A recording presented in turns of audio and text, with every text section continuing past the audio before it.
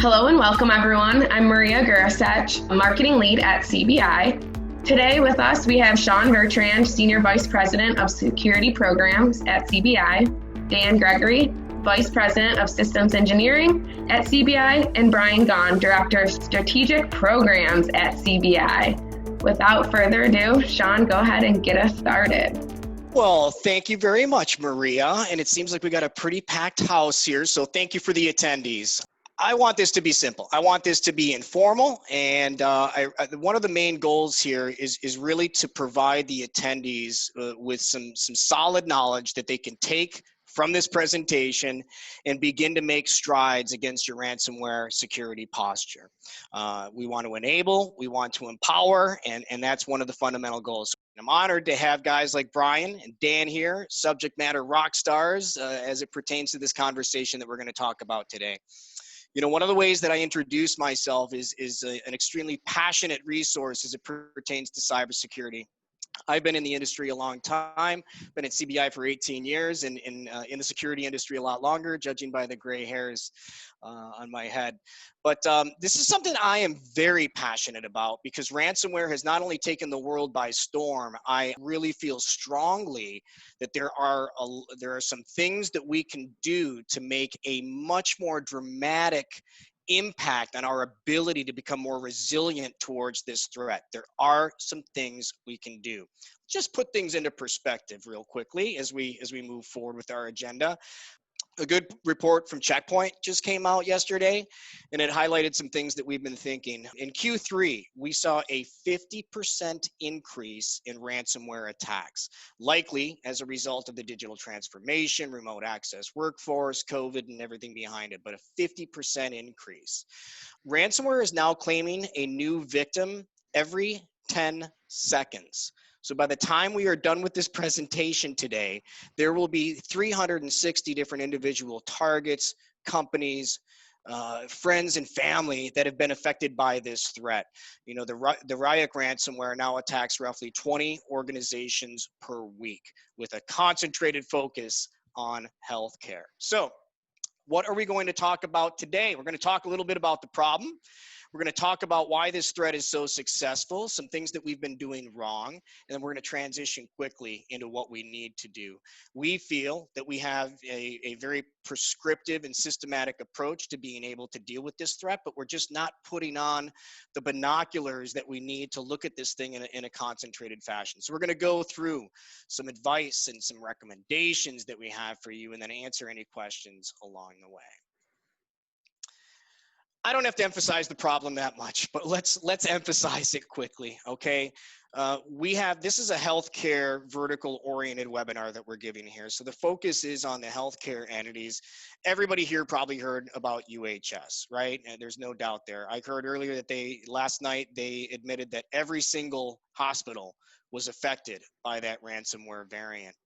It also affected another providers that had connectivity into the UHS network, all right? So that's important to understand.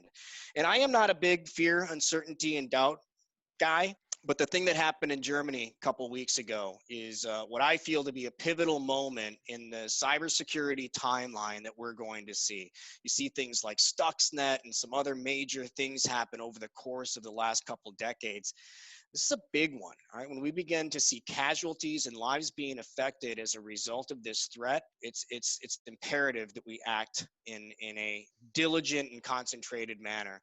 That's what we're going to talk about. But what we also need to know are some of the recovery and mitigation costs, all right? It's sometimes hard to define what this threat cost. Well, it cost a lot, you know, and it's hard to put a cost on the PR and the credibility aspects associated with an organization or healthcare entity being breached with ransomware, but there are possibilities to put monetary values on the recovery and mitigation costs. I thought the Garmin situation was very interesting because there were rumors and speculation that they did pay the ransom, anywhere from 5 to 7 million. It's a fraction of the cost that they incurred as a result of lost revenue and other situations. And the same thing from the hospital perspective. When you look at the cost that UHS is going to encounter as part of this, it's going to be millions and millions of dollars. I know, Dan, we were on a call with a customer, I think it was just yesterday or a couple of days ago, that was dealing with this threat, and they were able to articulate a little bit about what that lost revenue per hour was, right? Yeah, it was staggering. It was six figures, well into the six figures range every minute that they were down. We got to remember that UHS, I mean, it's a collection of 400 facilities. So you do the math, and then the number's going to get really big really quick.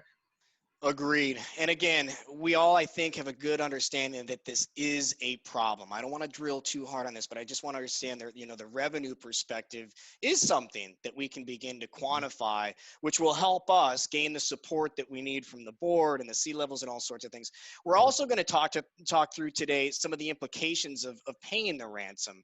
We've heard of some recent stipulations from the U.S. Treasury Department that says there could be fines or penalties in paying the ransom to some of these groups, and we'll go through some of those conversations here today. Hey, Sean, I wanted to insert something real quick, and go ahead. I agree, financial conversations need to be had, but let's not forget that the potential impact for human life here is very real, and we've actually seen reports of that, unfortunately, in the last couple of years. So ultimately, that's what healthcare organizations are here to do, to protect our health and help us, take care of our health. So it's beyond financial, just financial conversations, although that does play a huge part of it. So absolutely. Patient care, absolutely number one. Availability of systems, number one, right? And I think it's a good segue to the next slide when we talk about why. Hospitals and healthcare environments have a lot of challenges. We have disparate and archaic technologies, some legacy systems. We have a lot of cutting edge IoT type devices. It's a slew of different technologies that we sometimes have a very hard time managing the vulnerabilities on these systems, given the access that we either have or don't have. So let's talk about why. I think the answer is quite simple. When you look at ransomware, what we do is we'll talk threat modeling in a little bit, but ransomware follows a very prescriptive path, all right? And generally speaking, it's the bad guys exfiltrating your environment, your external perimeter, and gaining internal access, moving laterally, escalating privileges, and then propagating the threat, all right? And essentially what that boils down to is our external perimeter. There's some improvement opportunities that we see there. One of my functions at CBI is to run our red team. We've got a group of about 18 Jedi Knight red team pen testers. And, it's something that we emphasize a lot, that the same attack paths, we used to see ransomware being this opportunistic threat. We used to see ransomware used more of like a phishing attack perspective, with a mass phishing attack against 200 employees, hoping somebody would click on that link and introduce ransomware.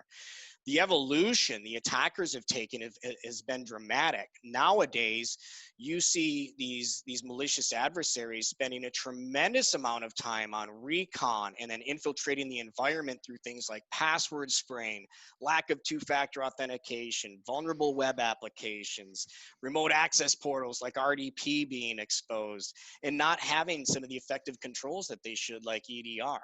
And these are the systematic reasons in most cases, not all, but in most cases, that we are seeing this threat be so successful. And we talk a lot about our customers too. We're going to send a poll out after the webinar to get some insight, but we will be interested to hear a little bit about how do you feel your controls are at defeating or preventing ransomware, EDR, segmentation, backup, security controls, authentication controls. There's a lot there, and we're interested in your opinion. But these Sean, yeah. Go ahead, Brian. Sean, the one point you're making there is you're talking about the different controls. Is how do we train our end users? What training is being provided to them? How should they recognize this type of activity, whether it's delivered via email or fake links or whatever it happens to be? How do they report it? And do they know the steps they should take if they think something happened to their system versus, well, we don't know, so we're just going to continue on as business as usual? Agreed. Absolutely agreed. And again, good segue for what have we been doing wrong? Listen, we're all extremely busy. We're trying to keep the lights on, especially in a healthcare perspective. We have some very fundamental things that we need to get done. And there's some things that we've seen in the industry. We see a lot of customers, large enterprise customers. And what we see is sometimes the perspective that, we won't get hit. We're not a target for whatever reason. Sometimes we see organizations take too much of a strategic approach, where they're looking at this with too much of a programmatic lens and not enough from a tactical lens. And conversely, we see some companies often take this thing too technically. They're looking at it with that tactical lens, and they're not looking at things like incident response and backups and cybersecurity insurance and all these other things. So, it's hard to know what to do with this threat, but we're here to tell you today that there's some things you can do to make it a lot easier. And we think that it really comes down to just taking a very concentrated, laser-like approach to this threat, right? If I have a problem, if I've got a heart problem, I'm not going to go to my general doctor to get that. I'm going to go to a specialist, and that specialist has got years of experience and expertise in dealing with this one thing. We need to take that same kind of view here. We need to come at this thing with that laser-like precision, okay? And what it boils down to is what we feel to be a relatively simple process, okay? It's not like we're going to flick a light switch on and we're going to be protected against ransomware completely. However, there is a cyclical approach that you can take that we have been leveraging with customers that has been extremely successful. Threat modeling is where it starts, okay? And what we're going to do is talk through this cycle, but we're going to talk about threat modeling, what it is. It's a fancy word. We'll talk through what it is and how we can build some threat models against ransomware. We're going to talk about the importance of inventory, knowing what you have, especially on the external perimeter, but not just knowing what it is from an IP address, understanding the ways that ransomware will infiltrate your environment through things like RDP and missing security patches and web applications. Do we have a way to systematically identify our inventory based on the threat model that we see? And you'll see how we can kind of put that all together here. Then we need to move forward with some easy wins, okay? And that's what we call tactical critical risk mitigation, okay? Identifying things like RDP, externally exposed, or MS-1710 vulnerabilities that are low-hanging fruit. Those are the tactical things that we can move forward with. But then we need to put the strategic lens on, all right? We need to look at this thing in a more programmatic perspective. We need to look at security awareness training, incident response, propagation, segmentation, all of these other things, so that we get this more holistic approach to this problem rather than trying to selectively carve out or slice out different opportunities. And then we work to remediate and improve on that strategic side. And that strategic side certainly is a more, crawl, walk, run oriented approach, but now we're putting ourselves into this proactive process against this specific threat. And more importantly, we can start to define, enriched data and data metrics that we can use to articulate to the executives and the stakeholders on how we're doing. Are we going up? Are we making improvements against these areas? Or are we going down? What are the major gaps that we need to focus in on? And, one thing that's interesting now is the C-levels and the board, they all get it as far as ransomware. I have more conversations today with the CFO than I sometimes do with the CISO in regards to this specific issue. So let's move forward. Let's talk threat modeling here. Fancy word, all right? Threat modeling is a fancy word for understanding the way that a malicious adversary is going to come at your environment, what they're after, and what techniques, tactics, and procedures they will use to get there. So in ransomware, right, if we know that the ransomware threat model is essentially an external attacker that's going to use things like phishing and application vulnerabilities and RDP weaknesses to get into our environment, then they're going to move laterally a little bit, escalate privileges, and propagate this threat. It's a huge opportunity for us to now overlay our capabilities across these areas. Threat modeling is an exercise that we don't see enough. And conceptually, we do threat modeling every day, right? We get into the car and we understand that there's some things that we need to do to reduce the risk. We put on our seatbelts. We might not cut that person off. Threat modeling is something that we see today, and we need to take it and incorporate it into the organization in a much more systematic way.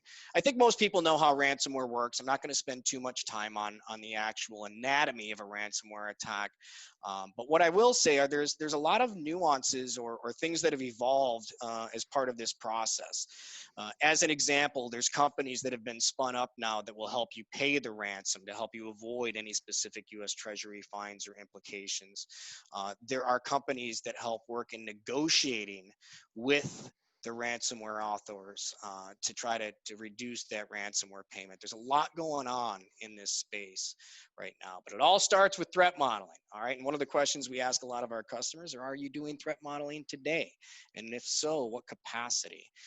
So threat modeling, once we now have this threat model of what the attackers are doing most of the time, 90% of the time, the techniques, tactics, and procedures that they'll use to get there, and then what they do once they're there, now we can start to look at facing or addressing this threat, which is a lot more efficiency and effectiveness.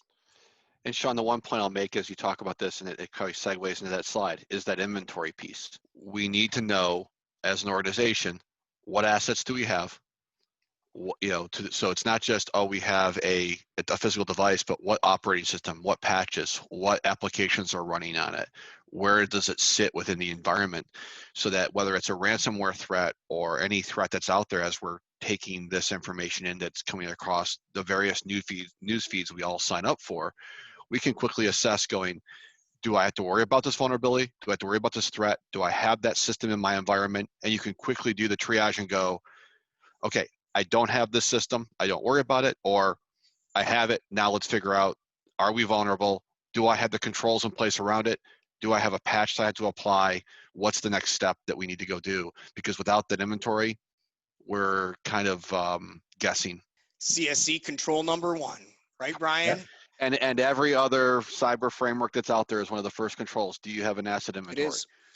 It seems easy, but it's not. I mean, it's easy enough to identify IP addresses and maybe operating systems, but what we need is much more than that, all right? And this is what we're talking about. Again, this inventory process is really aligned to ransomware. Okay, that's what we need to emphasize in healthcare specifically.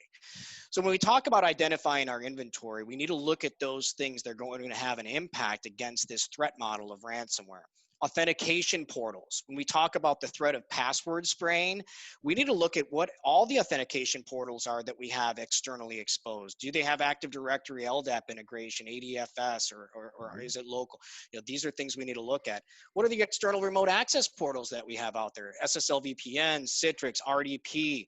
These are the things that we need to quantify. And then web applications. Web apps, the Verizon DBIR report highlighted a great point this year, which was next to phishing. The fact that you're talking about that initial touch, right? It gets back even further from inventory, includes assets like we picture them in our mind, like physical things we can touch, the endpoints, the IP addressable stuff.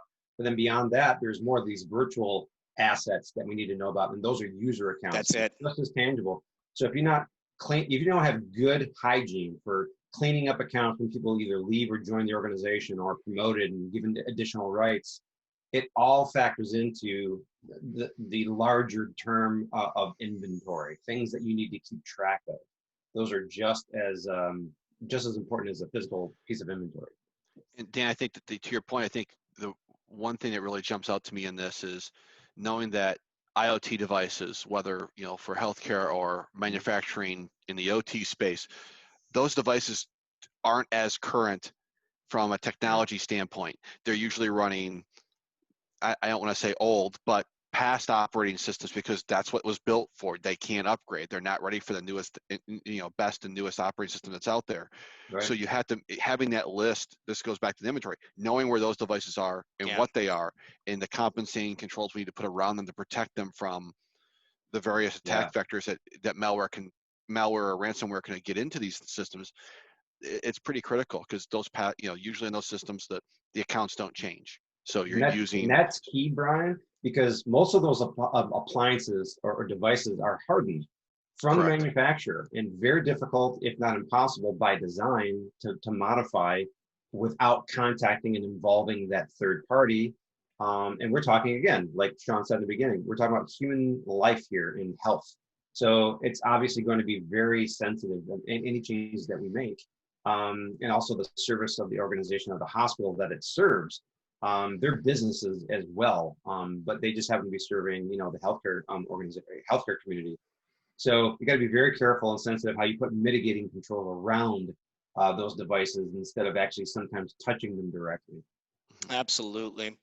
And the whole point of what you guys are talking about is this, inventory 2.0, CMDB 2.0. It needs to go so much further than where it is today. And we see very few organizations be able to get here, but we see more and more organizations understand they need to get there and are taking the steps to get there. So what I did mention before, I think I cut out, typical Zoom situation, right?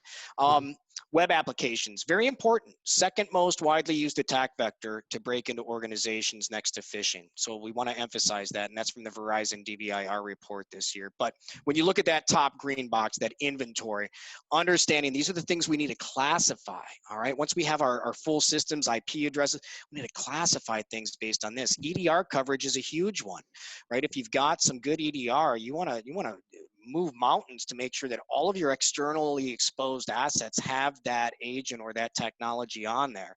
Just missing a few hosts can be detrimental in this situation.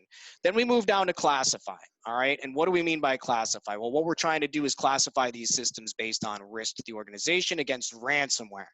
So are these systems on-prem or are they in the cloud?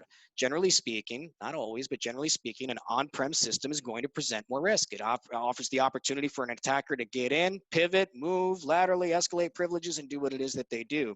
But there's other things we need to look at as well. Is there an authentication portal on this? Does it offer the opportunity for an attacker to brute force or password spray against this specific environment? If it's a web application, is it an off-the-shelf application, which generally has better security to it, or is this something that was home brewed and developed on our own, which generally presents more risk? And then again, looking at host in the DMZ with possibly, or host exposed externally that don't have EDR. Now we're talking, right? Now we can start to say, okay, I've got this on-prem host.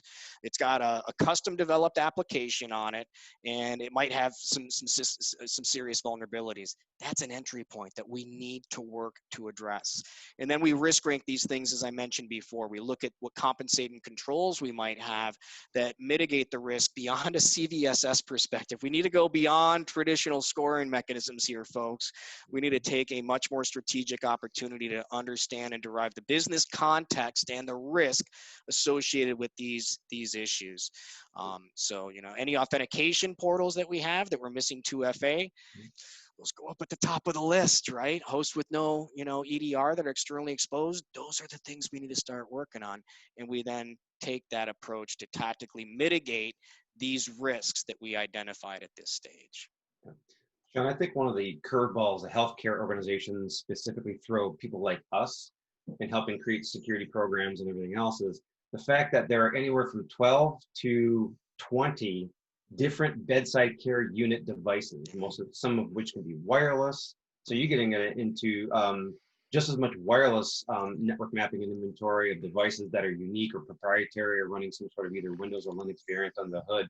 So it's also something that to take into account when you're talking about healthcare organizations is that vast amount of mobile devices that are all places at the same time. Yeah, and there's no real silver bullet. Segmentation is a strong control to that, but it's a challenging control to implement. Moving past the tactical into the strategic. All right, now that we've done phase one, we're in the crawl walk mode right now, and we really have started to remediate some tactical threats based on that inventory, classification of risk, and identification of those things. We need to put on a different lens now. Okay, now we need to look at things from that programmatic perspective because there's a lot that we need to look there, right? Security awareness, initial access, some of these control categories. Full disclosure, I started off telling you that the goal here is to enable you and empower you, and it is. We do offer this service. This is a very comprehensive, holistic service. Our team is basically booked until the end of the year doing these things because it's popular. But these are the things that we've seen work, and we want you to be able to understand and possibly leverage these as well. So when you look at ransomware risk from a strategic lens, these are the things that you should be looking at a minimum. Incident response, obviously your backups in DR, highly emphasized, propagation, segmentation. But your question to me would probably be, where do I start? What questions am I asking in these control categories? Again, we've defined this ourselves, but there are some frameworks out there that can help you. NIST came out with a couple special publications recently, 1826 and 25B. They're great, helping to identify and protect assets against ransomware. And again, that inventory perspective is very important with that NIST 1825B.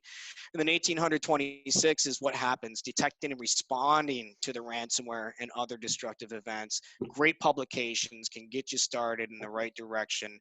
You look at it a little bit and you might be like, oh my gosh, this is boiled in the ocean. But if you have any issues or questions, we're always the first to want to jump on a call and give you some guidance as needed. But the strategic assessment, now you're able, if you build the framework the right way, now you can talk about the data and providing measurable, data and metrics that we can articulate and disseminate to the C-levels and to the board and to the stakeholders to show where we're at and what things we need to do in order to increase our maturity and inevitably our protection against this threat. I want to talk quickly about privilege escalation. Okay, so what is privilege escalation? Let's talk about what the definition of privilege escalation. I always say it's going from 0 to hero, but what it means is taking a normal standard user account and finding ways to escalate those privileges to a higher privileged account. Generally speaking, that's domain administrator. And generally speaking, that's what the ransomware adversaries need to roll this out to your environment, to propagate this threat throughout your environment. So what I want to say is that what we see is, in not all, but in a great deal of these ransomware attacks, privilege escalation is a fundamental component. It's a core characteristic. It's included in almost every single thing. They have to do some level of privilege escalation in some capacity. So for those of you that may or may not be familiar with the MITRE ATT&CK framework, the MITRE ATT&CK framework is essentially a blueprint of every which way a malicious adversary can hack into your environment and what that kill chain looks like, from initial access to infiltration, initial access, propagation, and moving through all the way to like data exfiltration and covering your tracks. Well, privilege escalation is a category in this framework, and these are the things that are associated with privilege escalation. A lot of this may be like, I don't understand some of these things, but you need to have a team that's capable of understanding that these risks specifically, if you can work on privilege escalation, it can do wonders not only with ransomware, but just in a general security perspective. But we see things like access token manipulation and impersonation attacks being at the core premise of a lot of these things. Valid accounts. We see the malicious adversaries taking Sally Smith's account, who just has a domain user, right? And then again, turning that into privilege escalation as a result of maybe finding other users with higher privilege accounts, local administrator issues, cache credential issues. There's a lot of stuff out there. So what I'm trying to tell you is take a little bit of a concentrated focus on privilege escalation when you feel you're mature enough to look at it from this point of view. Hey, Sean, one point I think we need to make in this is that the ransomware attacks that are out there that are going on at what you said, I think you said every 10 seconds, they're not specific to size of organization or complexity of organization or any of those things. It's if they can get in, they will find a way. They'll use that to find other places they can get to. So whether you're a large healthcare or small, the risk is the same from the standpoint of being vulnerable to this type of attack. Agreed. Small healthcare facility, enterprise, Fortune, 400 hospital. The implications are all the same, and it's something that we need to be aware of. Good point. Let's talk about some recent implications to paying the ransom. All right. Now, what I'll start with is this. And one of the questions we talk about in the poll, I think one of the questions we ask is, if your network became infected with ransomware and you had no real effective path to restoring backups, would you pay the ransom? So let's say you had no state of being able to restore your systems, bring things back online. It's that bad. would you pay the ransom? Now, everybody that we've talked to says you never pay the ransom. We don't negotiate with terrorists. But I'm one of the ones that says there is a point where it's acceptable to pay the ransomware, especially in healthcare, right? When we see the German hospital thing and a few other situations, I've seen businesses go out of business as a result of ransomware. So I think there is a point in time where it needs to be a viable business decision as to whether or not we pay the ransom. What we see now too is a lot of organizations and healthcare facilities building up an escrow. Okay, having an actual ransomware escrow just in case something happens. We'll talk cybersecurity insurance in a little bit.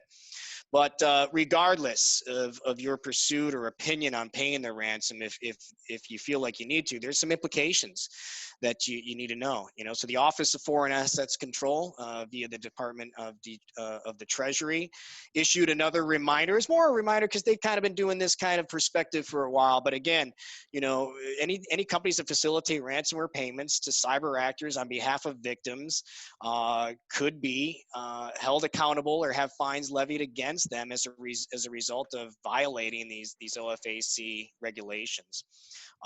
Here's what I'll tell you. There are companies that specialize in facilitating these payments as a middleman to, I don't want to say eliminate, but to reduce your risk against said OFAC controls. There's other ways that we've heard companies work with intermediaries to avoid this. But we got to understand that this is an implication now, right? Paying up, especially based on who the ransomware actors are. Ryuk, Maze, eGregor, all these things, they're operating in different countries with a degree of uncertainty and unknown understanding of what they do and where they do it. But getting your legal counsel involved, as many of you know, is imperative to the process, especially when we talk about, when we get down and we do these strategic assessments for our companies and we start digging into incident response, we dig into that perspective. How well involved is legal at this stage? Are they looped into the program, the processes and procedures? Does your cyber insurance, if you have any, is there any fine print associated with ransomware? Because guess what? In a lot of the policies and riders we look at, there is. You look at WannaCry and a few of the other threats a couple of years ago. Mm-hmm. There are stories out there of companies who were denied payment or denied insurance claims as a result of this ransomware threat being out of Russia and viewed upon as an act of war. And guess what? There's fine print in their insurance policy that says we won't cover anything that's defined as an act of war. So the implications to paying the ransom and dealing with this take a pretty wide spectrum, but it's important that everybody here knows that there are some implications. It's just not as easy as saying yes or no. I like to bring the Hail Mary approach to the table, okay? So what I mean by this is we've talked about a lot of great stuff that you can do, but if you've got the point of view where things are crazy, as they always are, and if I had to do some things, these are the things I would do. This is the Hail Mary approach. Yeah. Two-factor everything on the outside. Every authentication portal, anything that you can do. Password spraying, as trivial as it is so successful. And the thing that I see a lot is companies will have like O365 with 2FA and their SSL VPN with 2FA.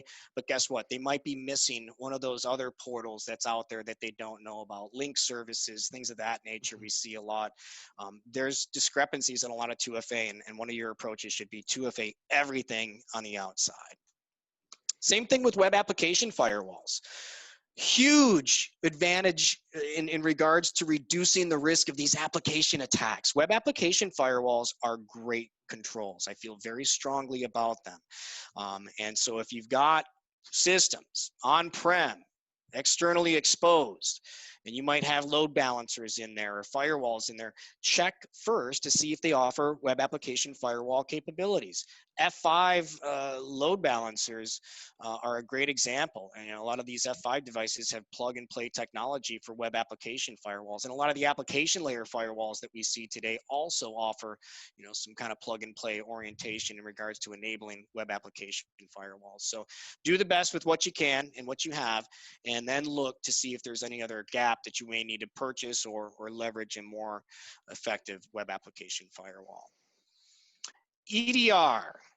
I am a big fan of EDR. It's not the full bulletproof perspective, but what I feel a good EDR tool and technology can do is two things: give you early visibility, and in some cases prevent this thing from happening.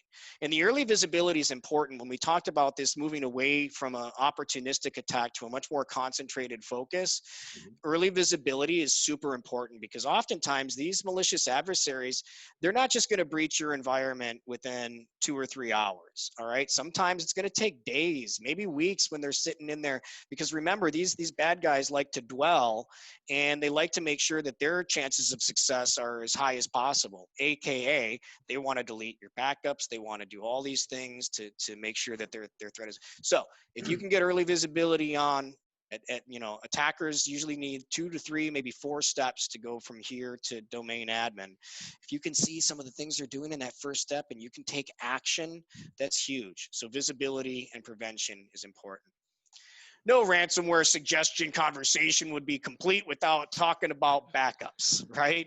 And maybe this should be the first one. I don't know, but I know that backups are absolutely essential. Practice the 3-2-1 rule with backups, leverage live fire, disaster recovery scenarios and failover exercises. Now, obviously, make sure those backups are offline. They're not connected. We see a lot of organizations that use these third-party vendors to back up their data via established VPN tunnels to their organization. You got to talk through those risks, and by having some live fire or tabletop exercises can help you flush out some of those risks and scenarios. Security awareness training, hands down. We need to educate our workforce. Security awareness training is still a great control. We need to be doing more of it. Testing and training. Training's one component, but the testing, using services like KnowBe4 and others to systematically test your users on a recurring basis.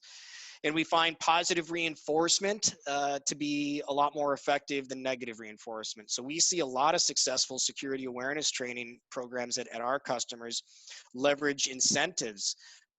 If you send us, if you alert on a phishing attack, you said, report this phish, you can earn points to buy things, whether it's, corporate jackets or swag, or we've got some customers even leveraging a point-based system to accrue free PTO days off.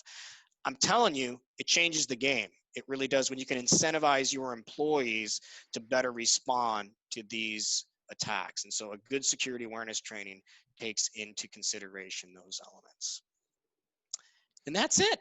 So that's what we have. Again, relatively informal, want to keep things, kind of high level. Our goal here, again, enable and empower and give you guys hopefully some valuable things here that you can take away from this presentation to start taking the next steps to prevent this threat or reduce the impact.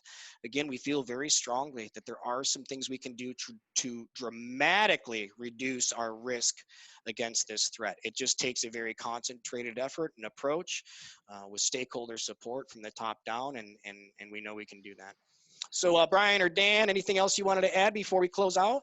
Yeah, I had a few thoughts on that last slide, and we're trying to tie it all together. And low-hanging fruit, a lot of people think this has to be a Herculean effort, and there's lots of money and planning and everything else. There's certain things I think you can do now that you weren't able to do even just 4 or 5 years ago. So we actually have the ability now to actually scan places like the dark web and such for account takeover indicators. There's technologies and they don't cost that much. Like Sean said, one of the very first things in that MITRE ATT&CK framework is they're trying to find the keys to get in. And usually that involves account escalation, privilege escalation, and such. They're going to be some kind of indicator, not always, but in some cases, if accounts have been taken over, the acronym that you want to search on is ATO. You'll see it somewhere. They've been harvested, and somewhere they're appearing on dark webs. Not always, but it's another thing to consider being able to do now that we weren't able to do very effectively a few years ago. I thought the other one, Sean, you mentioned about tabletop exercises. You can sit down for free with a whiteboard and all the right people in the room around the table and really beat up a couple of use cases specific to ransomware. Read in the news what other people are suffering through and say, what if that happened to us? Can we deal with this right now? What would we do? And go. And if there's silence, you got a problem.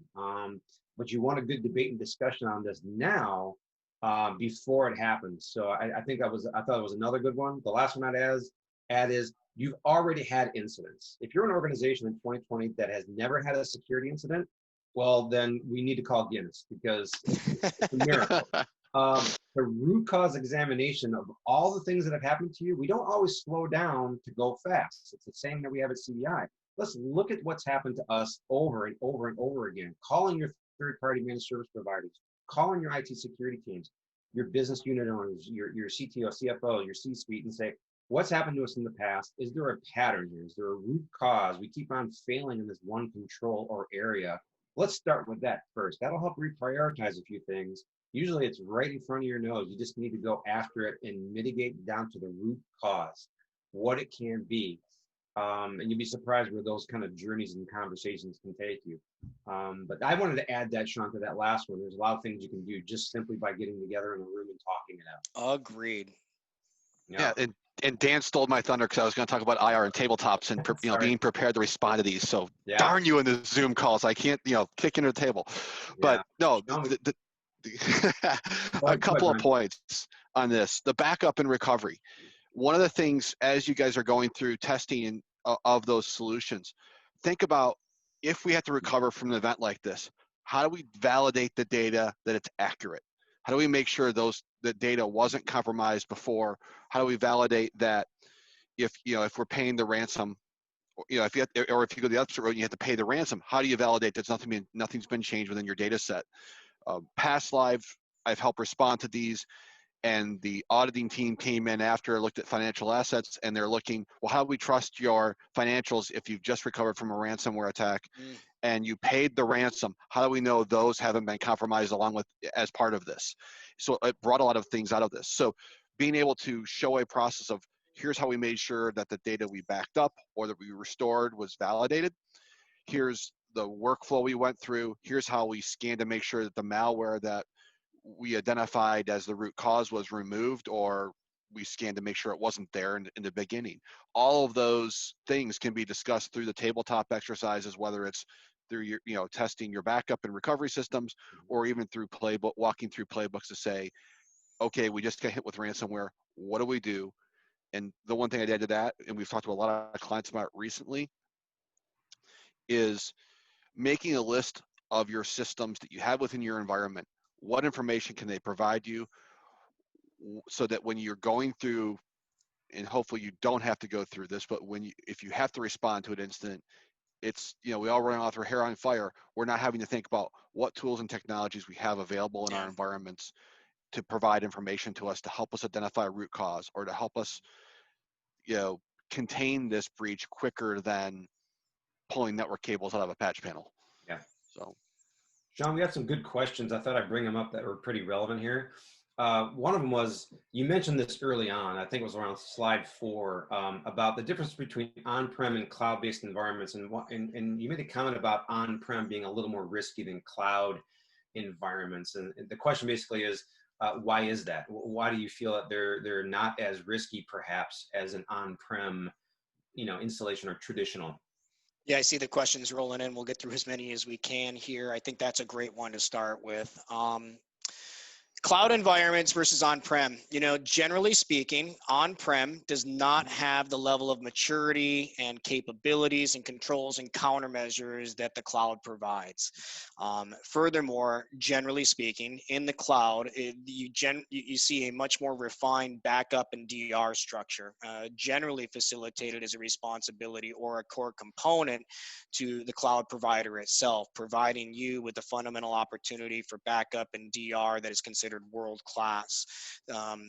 On-prem, we don't see that as much, right? And furthermore, when we talk about the attacker's focus of what they're trying to accomplish, really what they're trying to do is bring the environment down. Right? They're trying to bring the environment down to the point that nothing can function. And the on-prem component from a healthcare perspective is where it's at. Getting down to that level to affect workstations, terminals, patient care technologies. Those are the things that are going to be more impactful. Now, you certainly have a cloud-based environment that may be, responsible for interacting or facilitating communications to these technologies that are on-prem. But for the most part, you're going to see the attackers focus most, if not all of their time on the on-prem component because of that general lack of control and countermeasure and maturity that you would see on the cloud side. Yeah. Wouldn't add anything to it, man. That's you nailed it.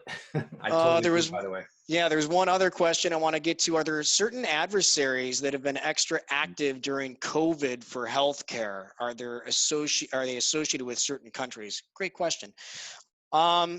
Yes. So, like any good pandemic, the bad guys jump on that bandwagon quicker than you can imagine. It was interesting too, because right before we started this webinar, we had kind of an informal discussion on the ethical boundaries that these malicious adversaries have, or should I say lack thereof. The Ryuk ransomware has taken a new spin. Those guys went dormant for a while. The pandemic came back with COVID, and they jumped on that bandwagon. So you're seeing the Ryuk ransomware begin to infiltrate. Speculation that's based out of Russia and some other places. And then, when we saw the German hospital, I'm not sure if everybody here knows, but the German hospital with the patient who died en route to another facility because the Cork facility was locked down. They reached out as the ransomware began to spread. They reached out to the ransomware authors and said, "Do you know what you just did? You just infected our most critical care facility. We can't provide critical care." And the bad guys immediately gave them the key to decrypt, but the damage had already been done, and that should not be viewed upon as some admirable thing that the bad guys did. They're still jerks, for lack of a better term, right? But yeah, you're certainly seeing an uptick of certain activities and things of that nature. Certain threat actors really putting a concentrated focus on this threat. Yep. I would add that I think we're seeing an increase in what we call big game hunters. They seem to be getting bigger and broader in their attacks. They kind of ebb and flow, right, Sean? In the beginning, way back a couple of decades, it was just spray and pray for the bad guys, see what sticks. And then it became more and more laser focused, like targeted attacks, and you still see those definitely. But now we're seeing like an increase back to the big game hunting, and they're trying to do as much damage with the least amount of effort on their part. That's what it's all about, doing the most impact you have with a little amount of time. And it is true still to the day that if we put up enough barriers and challenges and controls and countermeasures, that the attackers, there's going to be a point of diminishing returns for them. They're going to be, if they spend so much time and they can't infiltrate the environment, they're going to move on to the next target. Exactly. It's like that blinking red light on the dashboard of a car. If you're a thief and you're walking down the street, I'm not going to bother with it, even if it's a dummy light. I'm just going to go somewhere else where it's an easier target for me. I always use the same analogy of the ADP sign in the front yard, right? Yeah. Same thing. You stack that ADP thing in there and you're good to go. One last question I think we'll take here is about multi-factor authentication. Some people have heard about adaptive multi-factor authentication and what that means. Adaptive multi-factor authentication is being able to leverage a number of other different factors as part of this process. It's more than just push notifications, and it's very systematically tied to what we call conditional access policies in Microsoft and other systems. Imagine being able to leverage more of a zero trust mentality in applying certain authentication requirements to people. As an example, if you were working out of your home for 2 weeks and then you go to log into Starbucks and you log into Starbucks and then boom, you get some other authentication, some adaptive authentication requirement that says, yo, you're coming from a different place. Let's factor you again to make sure you are indeed who you say you are. And then some of these conditional access policies that Microsoft has to offer are phenomenal as well. The identity and protection controls that you can leverage in making sure that you have a much more refined and strong set of authentication and identity and access management capabilities. So yeah, look into or adaptive multi-factor authentication amongst conditional access policies. Those are really good benefits. Sean, you mentioned zero trust. Sorry, I have to do a shameless plug. Jump in. I wrote a white paper, and our marketing team is going to be releasing that. It's a pretty exhaustive study on it. Our marketing team did a great job knocking it out, and I enjoyed writing it up and researching it. Fantastic. Great stuff. So I think that concludes the Q&A portion. Maria, I will pass it over to you to close this out. Awesome. Thank you, everyone. Thanks, everybody. Thanks, everybody. Have a great day.